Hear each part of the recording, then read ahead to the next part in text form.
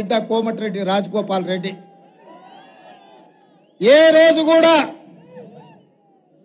ఏ కష్టాలలో వచ్చినా నష్టాలలో వచ్చినా ఎవరు కన్నీళ్లతో వచ్చినా ఉన్నదంతా తీసిపెట్టి పంచిపెట్టి పేదవాళ్లకు సేవలు అందించి ఈ ప్రాంతంలో మీకు అండగా నిలబడి సొంతంగా ప్రాజెక్టుల కోసం కోట్ల రూపాయలు ఖర్చు పెట్టి ప్రభుత్వం ఇవ్వకపోయినా ఆస్తులు కరగబెట్టి ఈ ప్రాంతంలో మీ ప్రాజెక్టుల కోసం పనిచేసిన మీ బిడ్డ మీ అభిమాన నాయకుడు కోమటిరెడ్డి రాజగోపాల్ రెడ్డి. అదే విధంగా తెలంగాణ రాష్ట్ర సాధనలో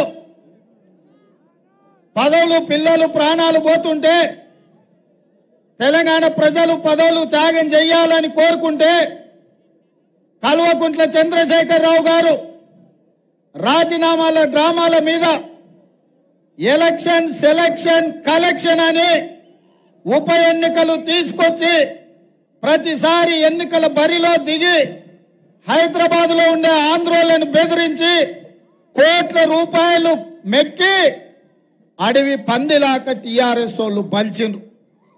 కానీ ఆనాడు ఉస్మానియా యూనివర్సిటీకి పోయి విద్యార్థులను కలిస్తే విద్యార్థులందరూ కలిసి ఎంకన్నతోటి ఎంకన్నా నువ్వు తెలంగాణ కోసం మంత్రి పదవి రాజీనామా చేయి, తెలంగాణ ఎట్లా రాదో చూద్దామంటే మీ అభిమాన నాయకుడు కోమటిరెడ్డి వెంకటరెడ్డి గారు ఆనాడు మంత్రి పదవిని త్యాగం చేసి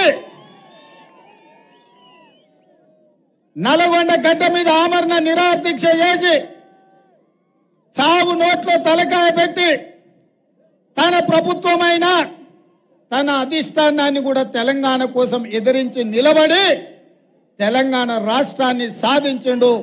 ఆయల్ల ఎంకన్నా చెప్పిండు మళ్ళీ తెలంగాణ రాష్ట్రంలోనే ఏదైనా పదవి తీసుకుంటా ఉమ్మడి రాష్ట్రంలో సమైక్య పాలనలో నాకు మంత్రి పదవి వద్దు అని ఆనాడు కొండా లక్ష్మణ్ బాబూజీ ఎట్లా త్యాగం చేసిండో ఈనాడు కోమటిరెడ్డి వెంకటరెడ్డి మంత్రి పదవికి రాజీనామా చేసి మీ నల్లగొండ పౌరుషాన్ని మీ పోరాట పటిమను కోమటిరెడ్డి వెంకటరెడ్డి గారు ఇవాళ నిరూపించను. వాడెవడో సన్నాసి భూమికి మూరేడు లేడు ఎంకన్నా మస్క కొడుతుండు మంత్రి పదవి కోసం రాజగోపాల్ మస్క కొడుతుండు అంటారు. ఆ సన్నాసికి ఒక్క మాట చెప్పదలుచుకున్నా నేను. దొరగారి గడిలో సారాలో సోడా పోసి కాదు వాళ్ళు వచ్చింది. కోమటిరెడ్డి బ్రదర్స్ రక్తాన్ని చెమటగా మార్చి భుజాలు కాయలు కాసేలా 3 రంగుల జెండాను మోసి నాయకులుగా ఎదిగినరు. నల్గొండ సమస్యల మీద కొట్లాడి అధిష్టాన్ని ఒప్పించి మెప్పించి ఇవాళ వాళ్ళు ఈ బాధ్యతలో ఉన్నారు. వాస్తవంగా నాతో పాటు ఎవరైనా ముఖ్యమంత్రి పదవికి అర్హత ఉందంటే అది కోమటిరెడ్డి వెంకటరెడ్డి గారికి అని చెప్పి నేను మనస్ఫూర్తిగా చెప్తున్నా.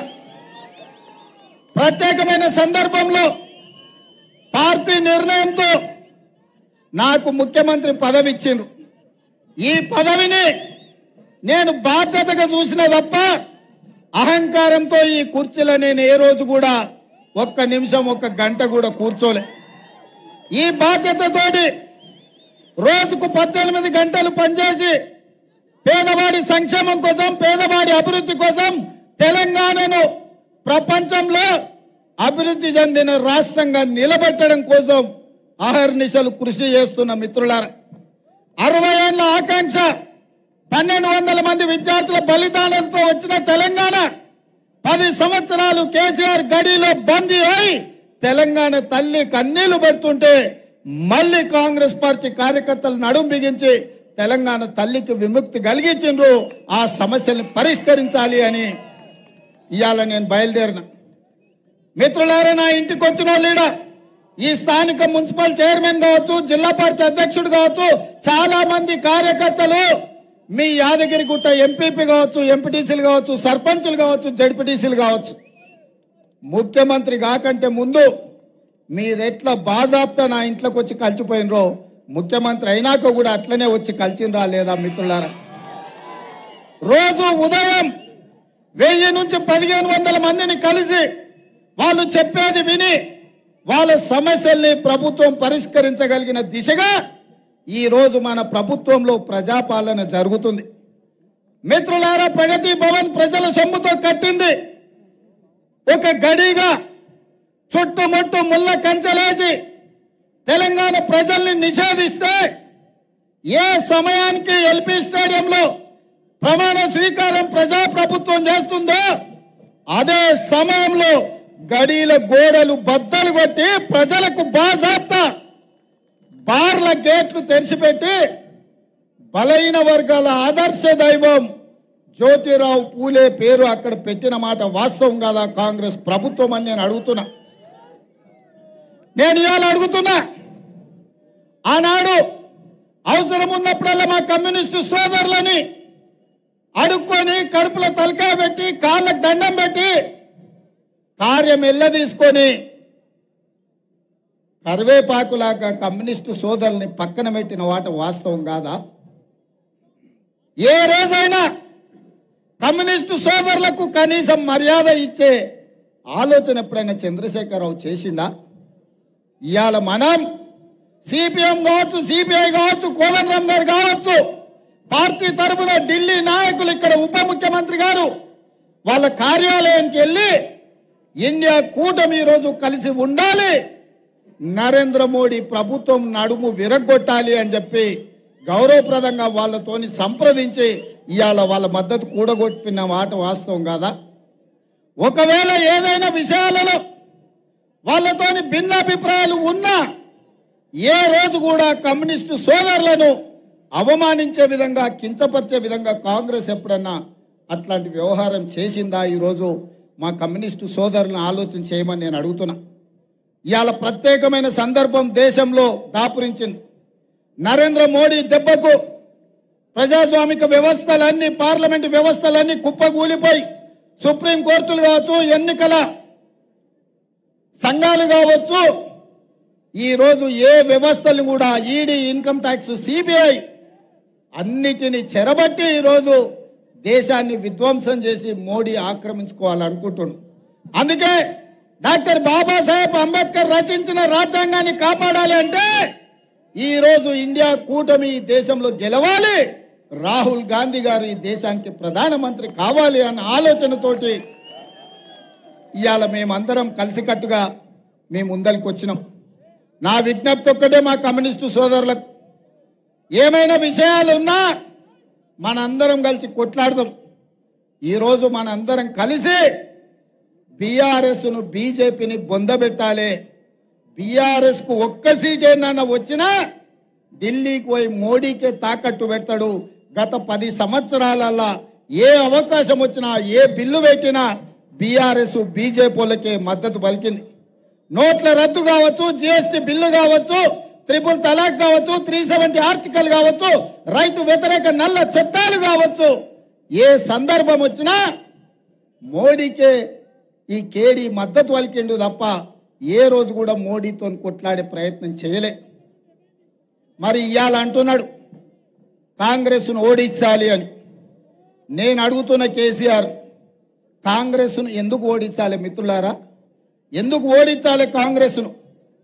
10 ఏళ్ళు నువ్వు చెప్పిన మాట చెప్పకుండా ఎంకన్నా చెప్పినట్టు వేల కొద్ది అబద్ధాలు చెప్పి తెలంగాణను చెరబట్టి 7 లక్షల కోట్ల రూపాయల అప్పులో తెలంగాణను ముంచినందుకు అప్పుల గడ్డగా తెలంగాణను విద్యార్థుల, రైతుల ఆత్మ బలిదానాలతో బొందల గడ్డగా తెలంగాణను మార్చిన నువ్వు ఇవాళ 100 రోజుల్లోనే కాంగ్రెస్ను ఓడగొట్టాలంటున్నావు. ఇది నీకు ధర్మమా కేసీఆర్ అని నేను అడుగుతున్నా. ఎందుకు ఓడగొట్టాలి కాంగ్రెస్ను? బలైన వర్గాల జనాభా లెక్కల 60 ఏళ్ల నుంచి ఎవరు పట్టించుకోకపోతే బీసీలు వాళ్ళ జనాభాను లెక్కబెట్టి మా నిధులు మాకు ఇవ్వాలంటే అటు నరేంద్ర మోడీ ద్రోహం చేసి కేసీఆర్ అన్యాయం చేస్తే కాంగ్రెస్ అధికారంలోకి వచ్చిన వెంటనే మంత్రివర్గంలో ఆమోదం తెలిపి కోట్ల రూపాయలు కేటాయించి బీసీల జనాభా లెక్క కట్టండి, జనాభా ప్రకారం వాళ్లకు నిధులు ఇచ్చే బాధ్యత, నియామకాలు చేపట్టే బాధ్యత కాంగ్రెస్ చేపట్టినందుకు ఇవాళ కాంగ్రెస్ పార్టీని ఓడగొట్టాలనా అని నేను అడుగుతున్నా. ఇదే కాదు, తెలంగాణ ఉద్యమంలో నీళ్లు నిధులు నియామకాలు అన్నాడు. నియామకాల విషయానికి వస్తే కేసీఆర్ ఇంట్లోనే ముఖ్యమంత్రి, అల్లుడు మంత్రి, కొడుకు మంత్రి, బిడ్డ ఎంపీ, ఓడితే ఎమ్మెల్సీ, సుట్టపాడు వినోద్రావు ఓడితే ఆయన ప్లానింగ్ కమిషన్ వైస్ చైర్మన్, ఈ పక్కనే కూతబెట్టి దూరంలో ఉన్న దయాకరావు మంత్రి అయిపోయిండు. నీ సుట్టపోళ్ళు అందరికీ ఉద్యోగాలు వచ్చినాయి, నియామకాలు జరిగినాయి.